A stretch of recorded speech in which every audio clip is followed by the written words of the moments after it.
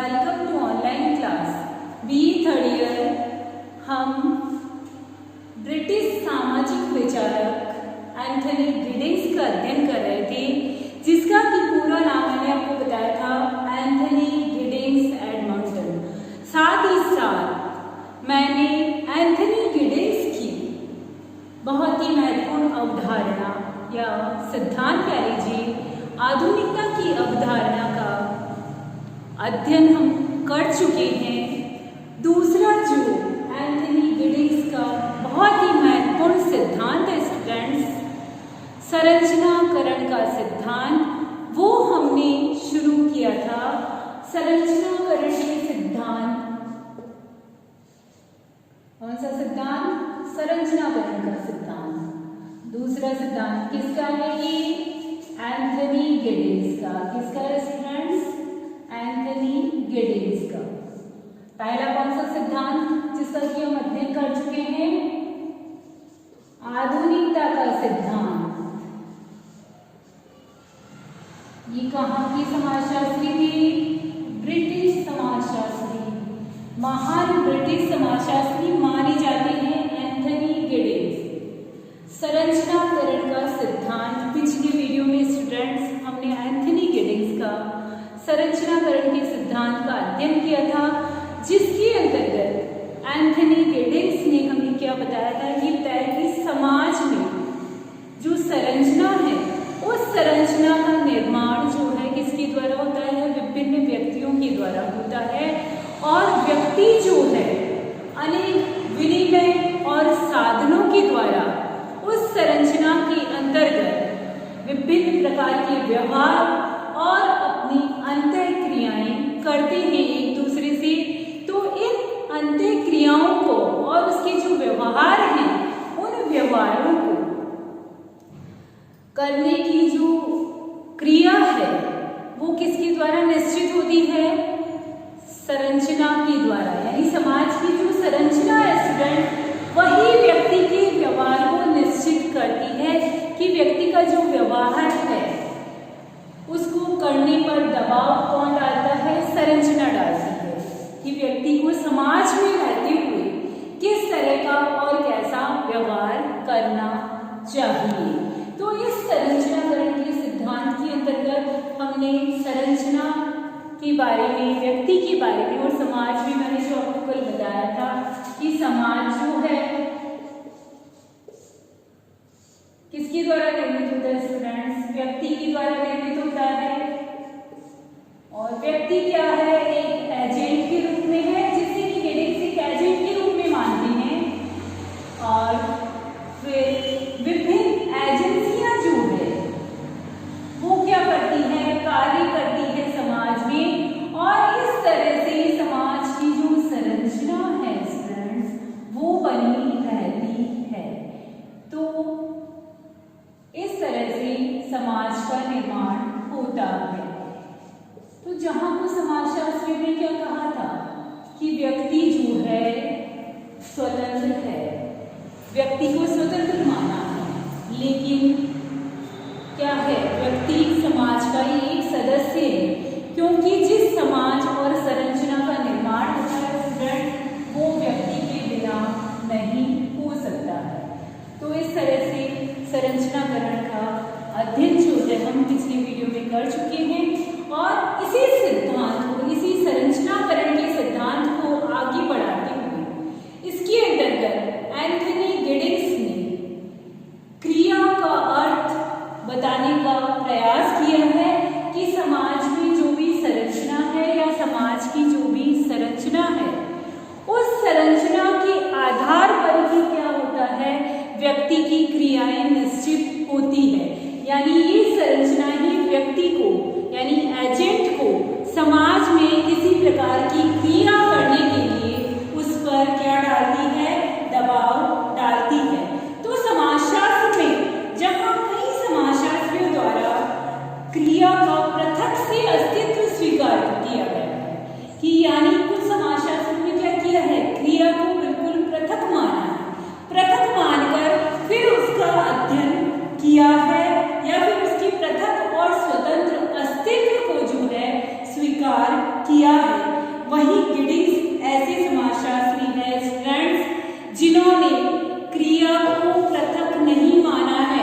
यानी क्रिया का कोई पृथक एवं स्वतंत्र अस्तित्व उन्होंने स्वीकार नहीं किया है। उन्होंने ये क्या कहा है कि जब भी समाज में किसी प्रकार की कोई क्रिया की जाती है, कोई भी व्यवहार किया जाता है या फिर कोई भी अंतर क्रियाएं की जाती है स्टूडेंट्स, तो वो सिर्फ और सिर्फ किसकी वजह से होती है? संरचना की वजह से होती है। इसीलिए उन्होंने क्रिया का स्वतंत्र और पृथक से अस्तित्व स्वीकार नहीं किया है। गिडिंग्स जो है क्रियाओं को एक प्रवाह के रूप में मानते हैं। किस रूप में मानते हैं स्टूडेंट्स? गिडिंग्स क्रिया को एक प्रवाह के रूप में। क्या बताया उन्होंने?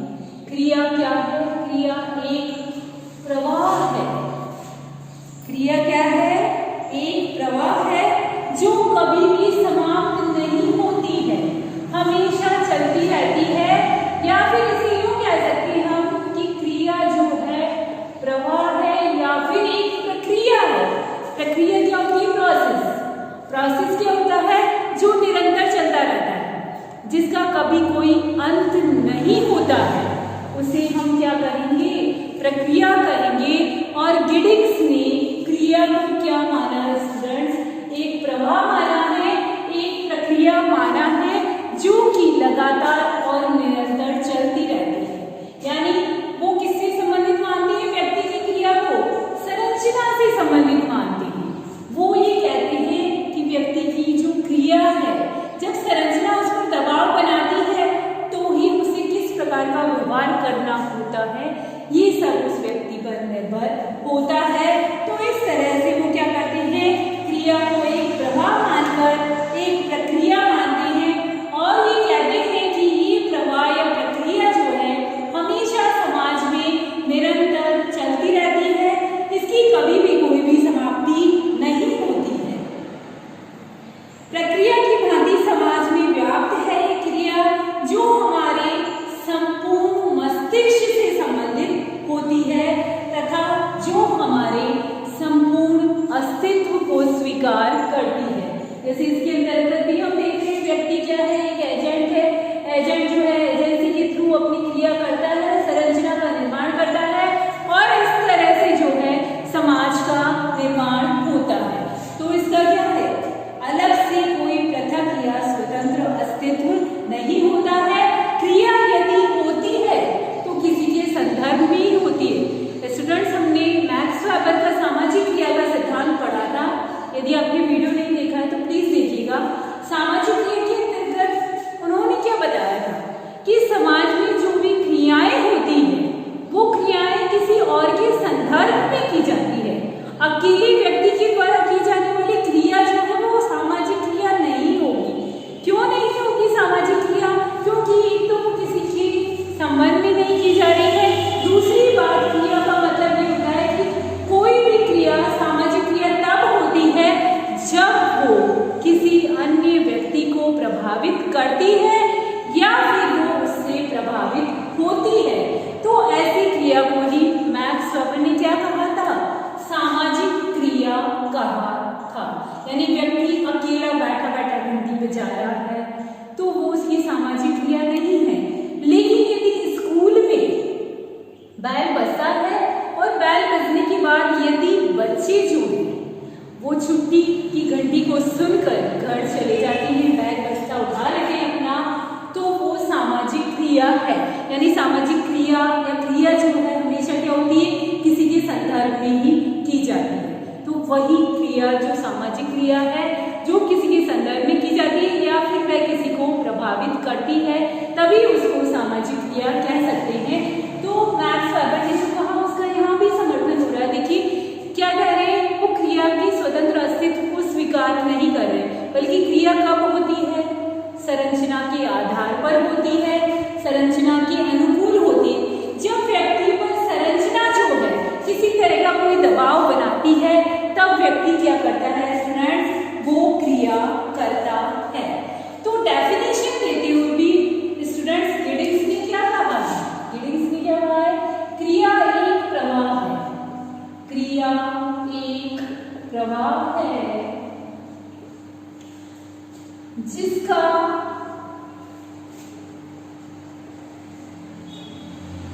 न तो कोई प्रारंभ है और न ही कोई अंत। प्रवाह है, प्रवाह है इसलिए लगातार चलता रहता है, निरंतर चलता रहता है, क्योंकि वो प्रक्रिया मान रहे हैं उसको, तो ना तो इसकी कोई शुरुआत है और न ही उसका कोई अंत है। न शुरुआत है न अंत है, तो ये क्या है स्टूडेंट्स? संरचनाकरण है। क्या है?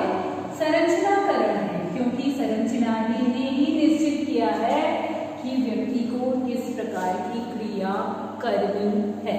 तो जब प्रवाह के रूप में है, प्रक्रिया के रूप में है, संरचना का उस पर दबाव है और न ही उसकी कोई शुरुआत है न ही उसका कोई अंत है, तो गिडिक्स के अनुसार वह क्या है स्टूडेंट्स? क्रिया है। अब इस क्रिया के रूप की जो विशेषताएं हैं स्टूडेंट्स, वो बताते हुए गिडिक्स क्या कहते हैं? सबसे पहली जो विशेषता है वो ये बताते हैं, क्रिया की जो विशेषता है उसमें सबसे पहली विशेषता गिडिक्स बताते हैं कर्ता अथवा एजेंट की अनिवार्यता। किसकी अनिवार्यता? कर्ता अथवा एजेंट की अनिवार्यता। कर्ता कौन है स्टूडेंट्स? क्रिया को करने वाला। हम सब जानते हैं क्रिया कब संपन्न होती है? जब कर्ता उसको करता है या कर्ता के द्वारा जब की जाती है तभी तो क्रिया संपन्न होती है। तो गिडिक्स ने जो चीज कही, नो डाउट, इसमें कोई भी डाउट नहीं है कि जब यदि किसी भी प्रकार की कोई क्रिया की जाती है तो उस क्रिया के लिए कर्ता या एजेंट जरूरी होता है, वरना क्रिया कौन करेगा? क्योंकि सभी प्रकार की जो क्रियाएं हैं स्टूडेंट्स वो किसके द्वारा की जाती है? कर्ता के द्वारा ही की जाती है। दूसरी जो गिडिक्स ने महत्वपूर्ण विशेषता बताई है क्रिया की स्टूडेंट्स, वो ये बताई है व्यवहारिक चेतना की आवश्यकता। किसकी आवश्यकता? व्यवहारिक चेतना की आवश्यकता। किसी भी प्रकार की क्रिया करने के लिए उस व्यक्ति में, उस कर्ता में या उस एजेंट में जिसके द्वारा क्रिया की जा रही है, उस क्रिया के बारे में उसे क्या होना चाहिए? उसका उसे व्यवहारिक ज्ञान होना चाहिए। व्यवहारिक ज्ञान अवश्य होता है उसको कि मैं ये जो भी क्रिया कर रहा हूँ वो क्यों कर रहा हूँ, इस क्रिया को करने का क्या कारण है, या मेरे द्वारा ये क्रिया जो है क्यों की जा रही है, मेरा उस क्रिया को करने का लक्ष्य क्या है। कर्ता को इसके बारे में जानकारी अवश्य होती है। क्यों? क्योंकि कर्ता स्वयं उस क्रिया को करता है, इसीलिए उसमें इस प्रकार की व्यवहारिक चेतना अवश्य होती है कि इसके द्वारा जो क्रिया की जा रही है क्यों की जा रही है, साथ ही साथ उस क्रिया का लक्ष्य क्या है। तो इस प्रकार की व्यवहारिक चेतना का कर्ता में होना अत्यंत आवश्यक होता है। तीसरी जो महत्वपूर्ण विशेषता बताई है गिडिक्स ने स्टूडेंट्स, क्रिया की बताएगी, क्रिया के परिणाम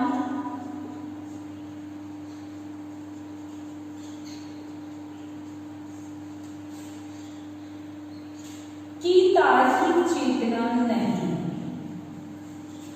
क्रिया के परिणाम की तार्किक चेतना नहीं।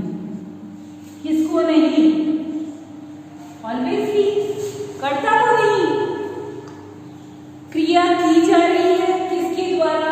कर्ता के द्वारा की जा रही है। उसमें उस क्रिया के लिए व्यवहारिक चेतना भी पाई जाती है स्टूडेंट्स। क्यों पाई जाती है? क्योंकि उसे पता है कि मेरे द्वारा जो क्रिया की जा रही है वो क्यों की जा रही है, मेरी क्रिया करने का जो लक्ष्य है वो क्या है, ये सारी चीजें उसको पता है।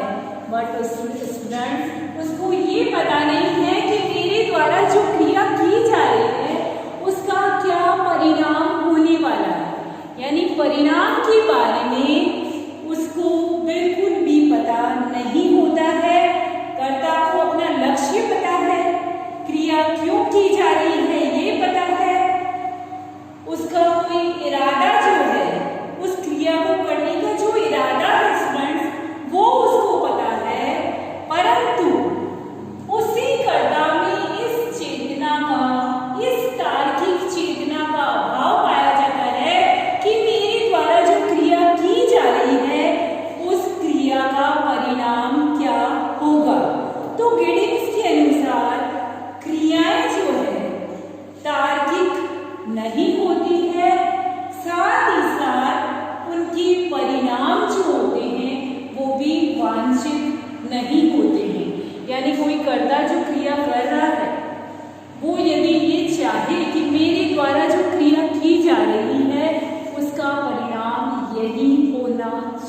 चाहिए, तो इट्स नॉट पॉसिबल, ये संभव नहीं है। गिडिंग्स का ही कहना है।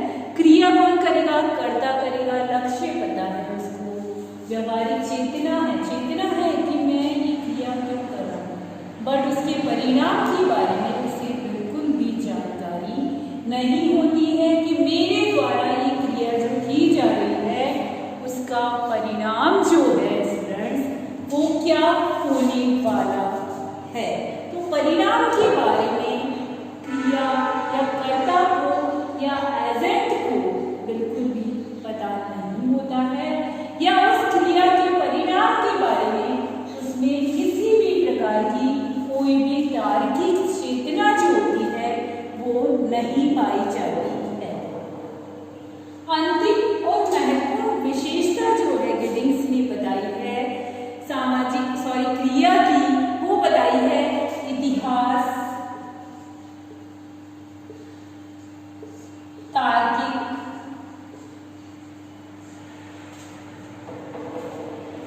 और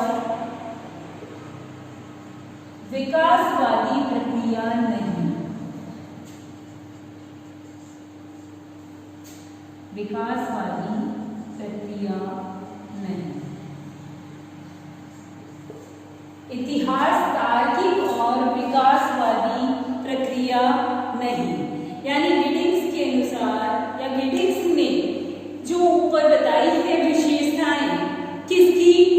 क्रिया की जो विशेषताएं बताई है उसके आधार पर स्टूडेंट जो निष्कर्ष निकाला जाता है, उस निष्कर्ष के आधार पर क्या कहा गया है कि इतिहास एक तार्किक और विकासवादी प्रक्रिया नहीं है। साथ ही इस क्रिया का कोई निश्चित उद्देश्य भी नहीं होता है। यानी इतिहास में जो क्रियाएं हुई है उसकी तर्क के बारे में कोई अता पता नहीं है, या जरूरी नहीं है कि जितनी भी क्रियाएं अब तक की गई है उससे हमेशा क्या हुआ है?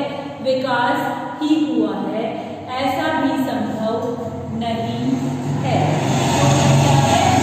तार्किक और विकासवादी प्रक्रिया नहीं है, और यही कारण है कि इतिहास की दिशा जो है वो कैसी होती है स्टूडेंट? हमेशा परिवर्तित होती रहती है। कैसी होती रहती है? हमेशा परिवर्तित होती रहती है, तथा यह दिशा भी ऐसी होती है जिसके बारे में या जिसके परिणाम के बारे में निश्चित रूप से कुछ कह पाना संभव नहीं होता है। यानी इतिहास क्या है? तार्किक और विकासवादी प्रक्रिया नहीं है। साथ ही साथ इसकी दिशा क्या होगी, इसमें परिवर्तन कैसा होगा, कब होगा, या जो परिवर्तन हुआ है उससे केवल विकास ही हुआ है, ऐसा भी नहीं है। इसीलिए इन सब के बारे में या इतिहास के बारे में या इतिहास में जितनी भी प्रकार की जो क्रियाएं हुई है उनके बारे में कुछ भी निश्चित रूप से कह पाना संभव नहीं है। तो गिडिंग्स ने इस प्रकार से क्रिया को किस रूप में परिभाषित किया है कि क्रिया जो है क्या है? क्रिया संरचना के द्वारा यानी संरचना के दबाव के द्वारा की जाती है। क्रिया किस रूप में है? वो एक प्रवाह के रूप में, उसका प्रारंभ और अंत जो है वो नहीं है। और यही क्रिया क्या है स्टूडेंट्स? संरचनाकरण की क्रिया है। तो कोई भी सिद्धांत यदि दिया जाता है स्टूडेंट तो कभी कभी क्या है इसमें कुछ कमियां भी होती हैं। उन कमियों को जो है कुछ समाजशास्त्री जो है आलोचना के रूप में बताते हैं या परिभाषित करते हैं कि गिडिंग्स के द्वारा जो संरचनाकरण का सिद्धांत दिया गया है उसमें कुछ कमियां पाई जाती हैं, और ये जो कमियां हैं वो किस रूप में है कि गिडिंग्स ने केवल और केवल किस तथ्य पर जोर दिया, किस तथ्य पर जोर दिया है कि कर्ताओं द्वारा संरचना के आधार पर क्रिया की जाती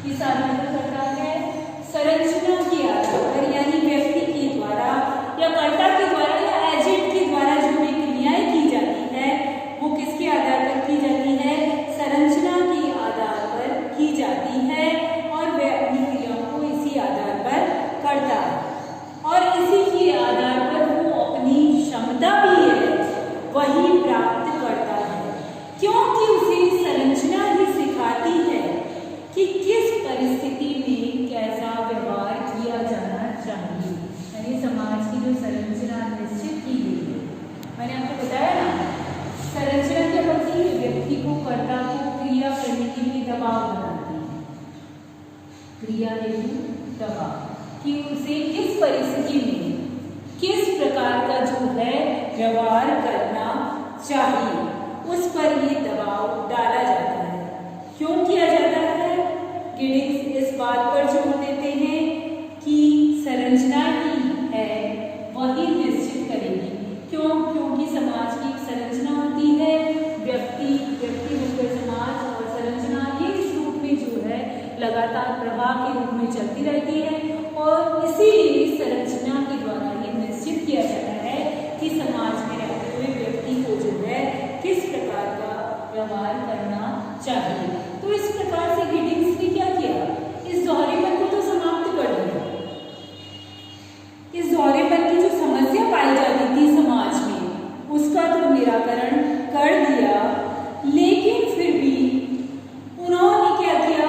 आनुभाविक विश्लेषण में इसको अधिक लाभदायक नहीं बताया कि ये जो क्रिया है, ये क्रिया आनुभाविक विश्लेषण के हिसाब से, यानी अनुभव के आधार पर जो विश्लेषण किया जाता है विभिन्न क्रियाओं का, उस आनुभाविक विश्लेषण के आधार पर जो संरचनाकरण का सिद्धांत या संरचनाकरण की जो क्रिया के बारे में गिडिंग्स ने बताया है, वो आनुभाविक विश्लेषण के हिसाब से सही नहीं है।